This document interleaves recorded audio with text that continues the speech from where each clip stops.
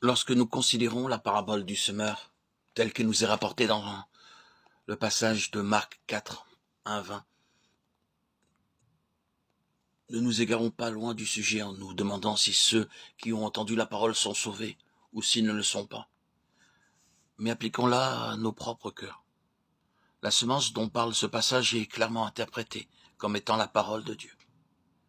Et par ce message, Dieu s'adresse à nous aussi, et non pas à une catégorie particulière de personnes. Ne limitons donc pas l'action de sa parole dans nos vies, en l'appliquant seulement aux perdus. Cette parabole nous montre 4 différents résultats lorsque la semence a été semée. Pourquoi ces divers résultats alors que la semence était la même? Je demande la grâce de Dieu pour répondre à cette question vitale. Je suppose qu'en tant qu'enfants de Dieu, nous espérons tous vivre et œuvrer étant assurés de l'approbation du Seigneur. Pourquoi alors nombreux sont ceux qui ne parviennent pas à ce résultat? Puis-je encore, en allant plus loin, poser cette question? Comment se fait-il que, dans les premiers jours de votre vie chrétienne, vous étiez si désireux de suivre le Seigneur et qu'aujourd'hui, vous soyez si peu empressés? Lorsque vous avez été confronté avec l'éternel dessein de Dieu, ne vous êtes-vous pas engagé pour le Seigneur de tout votre cœur? Qu'est-il donc arrivé depuis lors? Avez-vous été effrayé par les implications d'une telle offrande?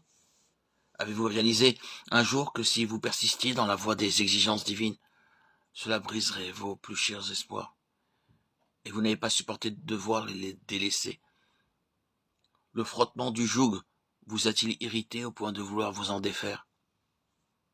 Avez-vous été accablé par les difficultés auxquelles vous avez été confronté, vous décidant à leur opposer une moindre résistance? Frères et sœurs, il n'y a qu'une seule et unique voie par laquelle Dieu puisse être glorifié, et ce chemin, c'est celui de la croix. À moins de vous être engagé résolument sur cette seule voie du début jusqu'à la fin de votre pèlerinage, vous ne pourrez pas parvenir au but. En considérant de nouveau la parabole, recherchons l'illumination du Saint-Esprit pour saisir le point capital de cette question. Dans Marc 4,5, nous lisons ceci. Une autre partie tomba dans un endroit pierreux, où elle n'avait pas beaucoup de terre. Elle leva aussitôt, parce qu'elle ne trouva pas un sol profond. Elle leva aussitôt. Quelle stupide croissance! La parole est tombée sur ce terrain et aussitôt quelque chose s'est produit. La parole n'est pas restée dans le domaine objectif de la doctrine. Elle a produit un changement subjectif. La croix a commencé d'opérer car l'enveloppe extérieure de la semence s'est ouverte soudainement et la vie a commencé à se manifester.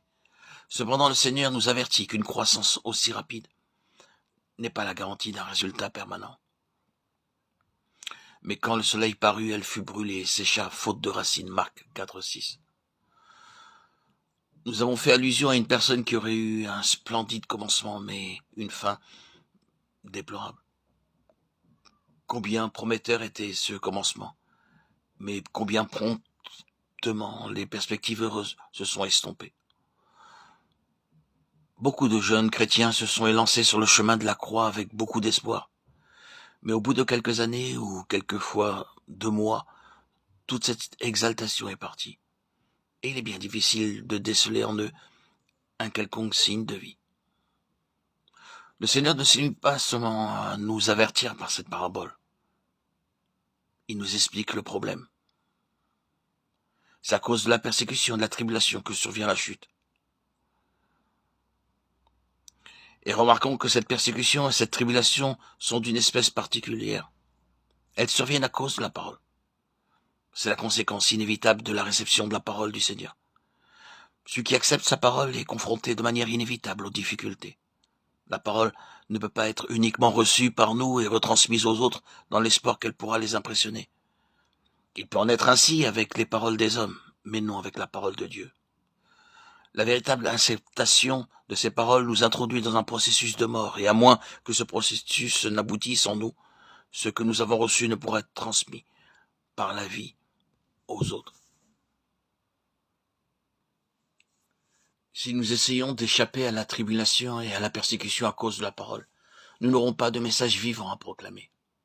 Lorsque nous recevons la parole, Dieu suscite des circonstances pour nous introduire dans l'expérience de chaque parole reçue. Par exemple, s'il s'agit de la patience, Dieu nous conduira dans des situations dans lesquelles la patience deviendra pour nous une urgente nécessité. S'il s'agit de l'amour fraternel, nous serons bien vite dans l'impossibilité de pouvoir progresser davantage, à moins d'expérimenter plus pleinement la communion fraternelle.